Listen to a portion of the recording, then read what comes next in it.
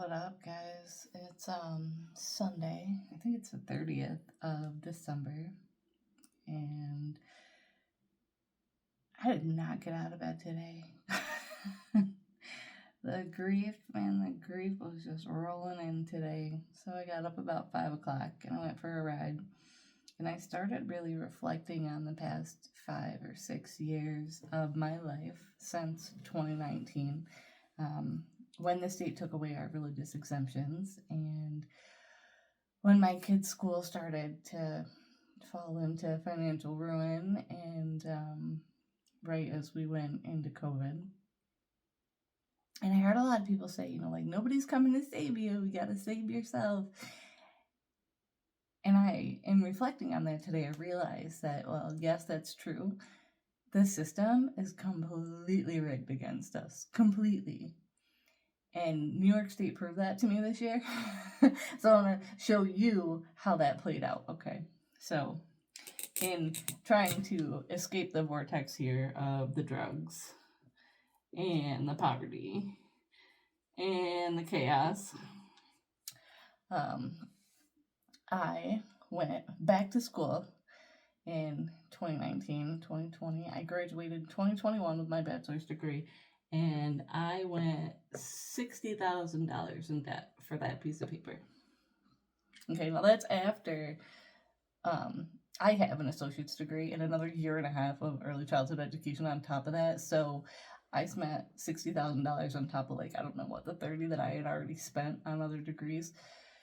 Because people told me I had to have it. You have to have that degree, Jill. And really, it's just because we're playing a game. And when I went back to school, I realized that more and more, which was really hard for me. It's kind of been a devastating ride. But so I spent all this money on back to school. I spent $60,000. And then after that, I spent probably, I'm going to say, about $5,000 on yoga. I got my 200 hour in 2020. I took 2 kids yoga teacher trainings, one in 2017 and again the same one in 2018, because I love kids yoga. I got my prenatal certification right here locally in Ithaca in 2022. And so, in doing all of these things, I thought, well, I'm going to build something, right? And then I became a doula in 2020. And so in putting all those things together, I have a lot of skills and a lot of talents, but I don't really have a whole lot of places that I can use them. Because I don't have a space to teach. And I don't have, I'm not Jeff Bezos' kid or or his parents' kid, because, it'd be nice if somebody wanted to hand me $200,000 to start a business, but I don't come from that. So I'm kind of just sitting out here looking around going, well, I could work for pennies for the girl that owns the yoga studio, but maybe it's my ego, or maybe it's just the fact that, like, the trauma in my life just doesn't seem to end. But working for the daughter of the bartender that my dad handed his paycheck to, like, most of my childhood, it just kind of punches me in the face. It's hard. It sucks, man. This town. So I was a birth doula for the past 5 years, and I saw a lot of things in medicalization I didn't want to see. I learned a lot that there are just many, many things that we don't know as women, or that even that we want to think that we know, that we don't know. So a doula is a really important part of a care team. Actually, I think it's probably the most integral part of a care team, because you can go to the hospital and pop out a kid, but that's actually largely unnecessary.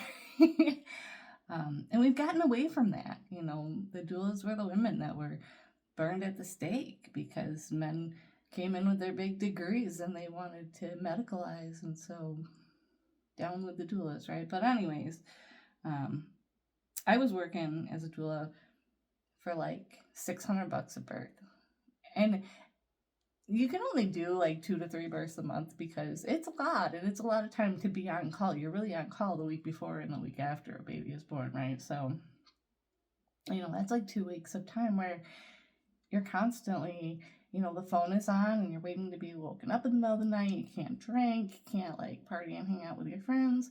and you can't go far away, right? Like you're not planning any vacations during this time. But $600 times three, I mean, that's $1,800 a month. That's not sustainable to live on, right? So we went to New York City. New York City has a doula cooperative, and we went to Albany with Senator Summer Brooke out of Rochester, and we said, we need more money.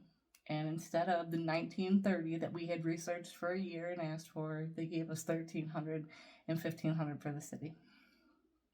But if you take $1,350 times 2, you get $2,700 a month. Okay, $2,700 per month. My rent is more than half that.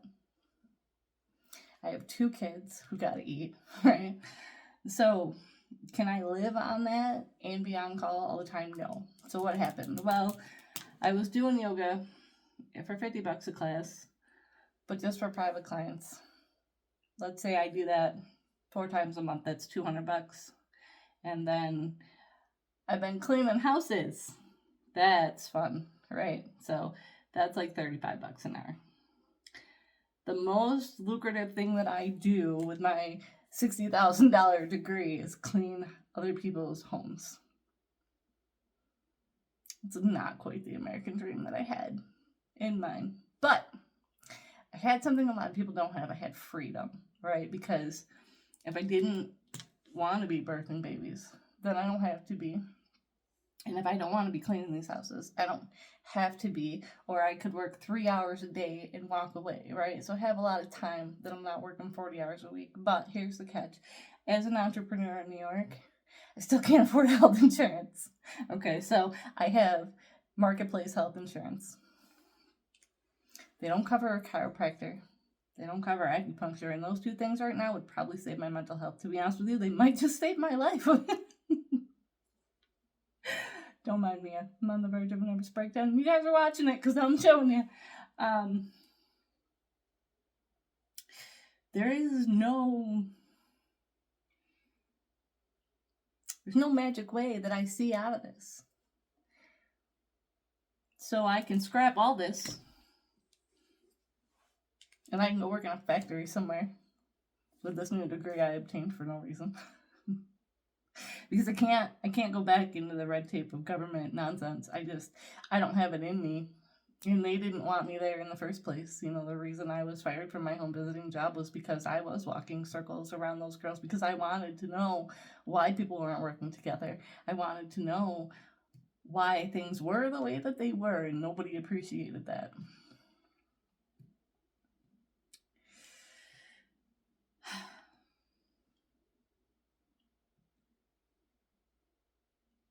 It's been a long road. And there was this thing that I wanted where I was like, we need a community center, at least for moms and kids, especially the teenagers. The teenagers have no place to go. And almost every person that I talk to and every grant I have applied for has been like, why would you want that? Or, we can't help you with that because they won't let you do it. And BTW just went through it. They're like, you can't put a daycare there where we know you need one because we say so. Guys, I don't understand. And just my dad today, I had a conversation with him and he goes, well, what can we do about it? And I was like, honestly, I don't know. Like, we can come together in some kind of collective understanding that this is not working, that our healthcare is atrocious, that we need to get back to common sense. Allopathic medicine is not gonna help me to release the emotions that I'm holding. Acupuncture would. It really would, because while I'm living in this unsustainable cycle of working 3 jobs to try and survive, my heart has been completely bleeding and I'm trying to hold it together because I don't understand. I really, God had jokes, man. I don't understand. But I'm starting to understand now, like suicide, and I'm starting to understand more the heroin use because it really is just full on escapism, right? And one of the things that I figured out, and I guess I probably knew when I was younger, when everybody was going, oh, you should teach, is that I never wanted to teach. I saw my teachers and I saw who they really were, and a lot of kids I don't think were looking for that. And kids who came from like stable homes probably didn't understand that, but I was always looking for like pillars that were stable people who might have had their stuff together. And a lot of my teachers weren't, and that was hard. And I still don't think that they are because, right, we failed in public education. So this is what happened, is that American society actually built out prison systems, and the big three are education, public education, the Department of Corrections, and healthcare.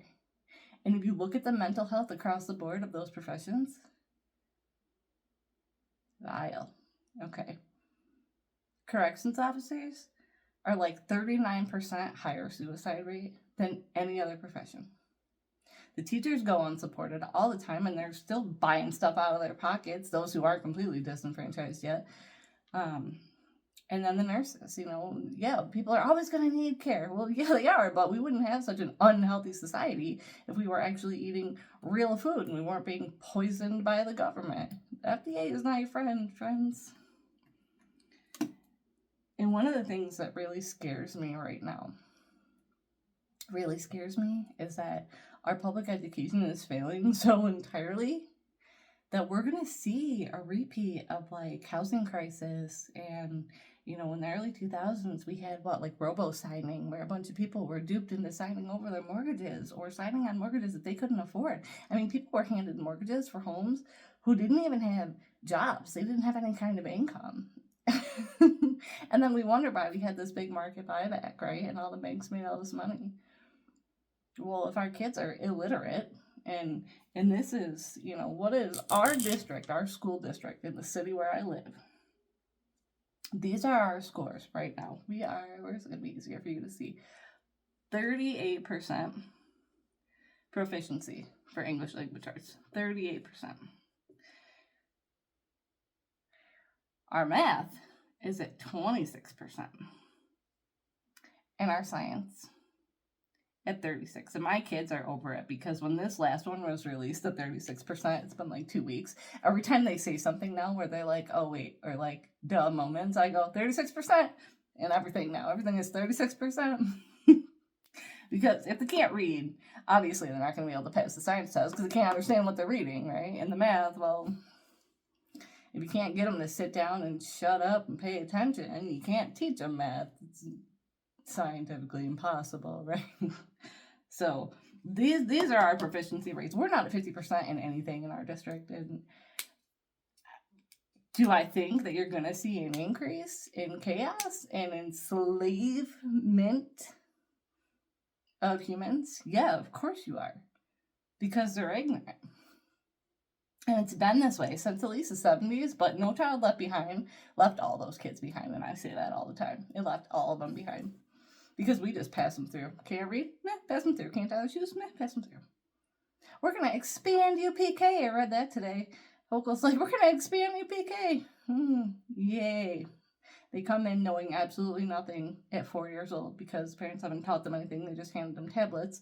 And then the UPK teacher is expected to teach them how to tie their shoes, wipe their butt, put on their coat, write their name. And then we want them to read by kindergarten. And we know that statistically kids don't read until age 7, when they might become interested if we do it right.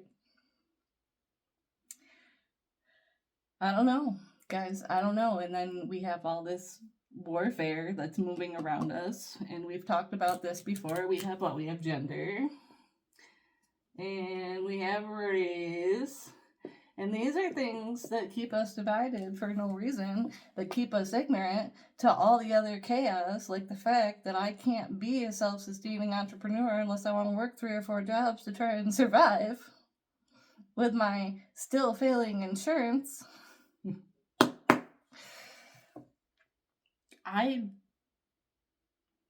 They tell me there's hope. Show me where, guys, because I haven't found it. I don't know. I try a lot of times to be positive, and most of the time I am. And if you know me, you know that I show up put together. I speak what I need to. I'm kind to everyone, even when I don't want to be.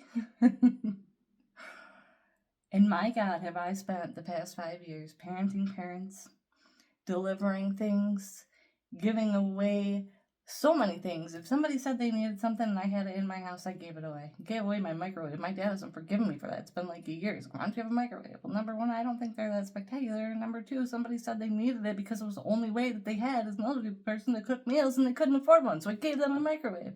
I'm not telling you that to brag. I'm telling you because lately I see all these people and they're like selling stuff on Marketplace. And these are people, I don't know. I just see so many people failing right now that I don't have it in me to try and sell them things that I already paid for. I don't know. I just feel like I'm stuck in a loop, like it's Groundhog Day all over again, and I don't know what to do with it, guys, because I ask people to help me change it and they just look at me like, how do we do that, or why would we do that? But unless we all come together in some collective agreement that this is not okay, we're about to be enslaved. We're about to be enslaved in 15-minute cities. We're about to be driven further apart. The surveillance and the technology is obnoxious.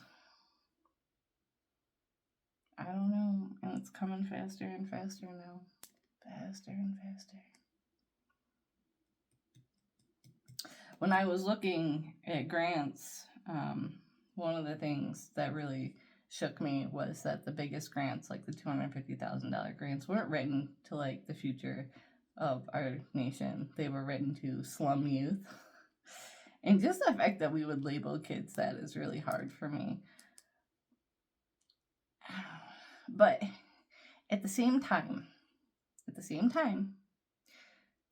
more aware you are, the more educated you are, the more money you have, the more you realize that certain behaviors are certain behaviors and they don't end. So is it that they're disenfranchised, or is it just that they're being honest when they're like, well, here, throw some money at the slum youth?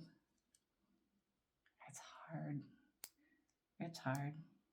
And then you've got these companies like this one, it's a color and it's a hard thing. Buying up all the land. Do you think that our kids are gonna own homes? You think that's gonna be a thing, or you think they're gonna be living in our shopping malls where everything is virtual reality and you can't actually separate reality from fiction? Because I could see that coming. I read 1984, and the scariest thing about that book is that at the end he was like, I love Big Brother. I don't want to be like, I love Big Brother. I want enough people to wake up and understand that this is not okay, and that collectively we are bigger than these things that they're trying to hand us. But I don't know. Yesterday, I think that I was headed for this crash today, and I picked up Walden by Henry David Thoreau, and it's one of those books like Brady and Zoe that I just go back to, the classics that when I know I'm about to crash out, I seek for like relief. And on the very first page, he's talking about economy and his time at Walden and how he's going to tell us, and why he's going to tell us why he went there and, what he did while he was there. And he says, others have been curious to learn what portion of my income I devoted to charitable purposes, and some, who have large families, how many poor children I maintained. And I forgot about that. That back in the day, kids used to be sponsored by wealthy people in the community. And I was just watching, I was reading the Maya Angelou books. And she says in one of them that she maintained a young black boy from her neighborhood because he came over and he was like, could you help me out? And he's like, I'll do stuff around the house. And she kept him for a couple of years. She would like send money to his family, or he would come around and do things for her.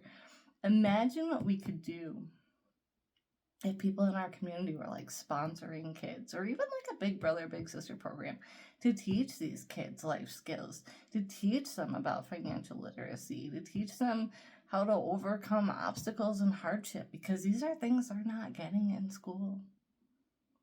And whether they can read or not, they have to know how to be kind.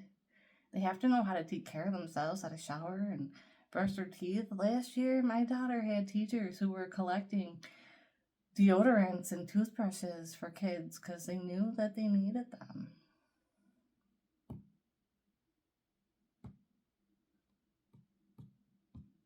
I don't know. Do we need like a system of checks and balances that's more internally focused? You know, we've taken the community right out of our communities and we've relinquished our control to the government through every system, through our healthcare, through our education system. I saw something the other day that was talking about the United Healthcare CEO. And they keep saying he was a healthcare CEO, and he really wasn't. He was an insurance company CEO. And he probably didn't have a lot of human, best interests. How do you get promoted to the CEO of a company like that? Well, you make profits. People are not here to be profited off of. You want to sell them a pair of sneakers, that's fine. You want to deny them a heart transplant because you want to pay $500,000 for it, that's not fine. I'm not saying what happened is right, but I'm saying, why are we celebritizing wealthy people? And I saw that recently, and it really kind of came to the fore when I was looking at like the Mike Tyson thing on Netflix and them, doing like the partial nudity thing. That whole thing was just a flawed money grab, and a lot of people don't realize that because we've eliminated our moral compass for what we want to believe is entertainment. But we're also showing that to our kids and then asking them to have some kind of values. Oh, guys. I don't know anymore. There's no sovereignty anymore. We've just kind of become enslaved already. But I think in 2025, you're going to see a lot of things shift and change. And a lot of them may be uncomfortable. But I think I'm going to try and be as quiet as I can because I can't anymore. I've spent the last 4 years sharing information on things that I didn't think that were right. But there's a couple of buzzwords that you probably should know, like avian, BRICS, it's a big one. Tariffs, look into those, what they're going to look like. We send a lot of our foods, a lot of our meats, a lot of our fruits that are grown here are still shipped out of our country to be packaged in plastic and then sent back to us. I made a video a couple of years ago, I think like 3 years ago. We don't even make the Oreos anymore. They come from Mexico, so if you like Oreos, be prepared. They're already almost $5 a pack. All right.